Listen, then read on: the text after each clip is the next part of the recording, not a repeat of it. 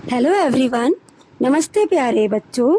आज मैं आपको प्राप्य बिल और देय बिल में अंतर और विपत्र की उपयोगिता या लाभ के बारे में बताऊंगी।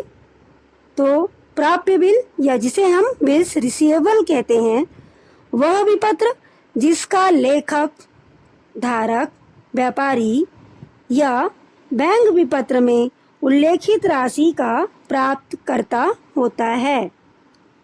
नियत तिथि में विपक्ष की प्रस्तुतिकरण पर वह विलेख का भुगतानकर्ता या स्वीकर्ता से प्राप्त करता है तथा विपत्र उसे वापस कर देता है, प्राप्य बिल कहलाता है। देय बिल, जो व्यक्ति विलेख में लिखी गई राशि के भुगतान का वचन देता है, उसके लिए वह विलेख देय विपत्र होता है।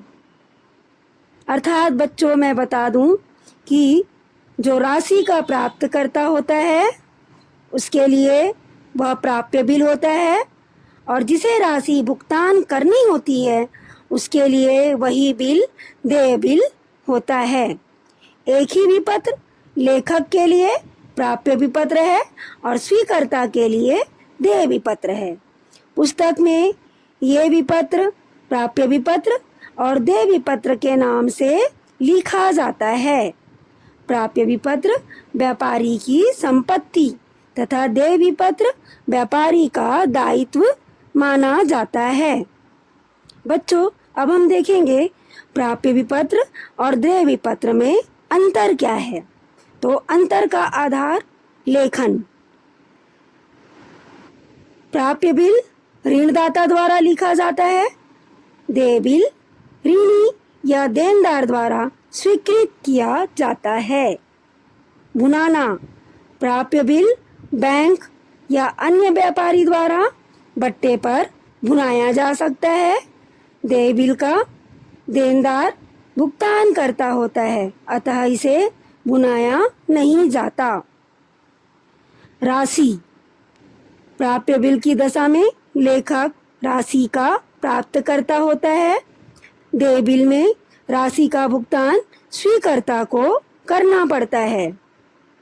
संपत्ति दायित्व का बेचान। संपत्ति और दायित्व, तो प्राप्य बिल व्यापारी की संपत्ति होती है और देय बिल व्यापारी का दायित्व होता है। बेचान के बारे में बताऊं। बेचान द्वारा प्राप्त किया गया विपत्र ही प्राप्त विपत्र होता है। बेचान से दायित्व अप्रभावित रहता है। वापसी, राशि प्राप्त होने पर विपत्र स्वीकर्ता को लौटा दिया जाता है।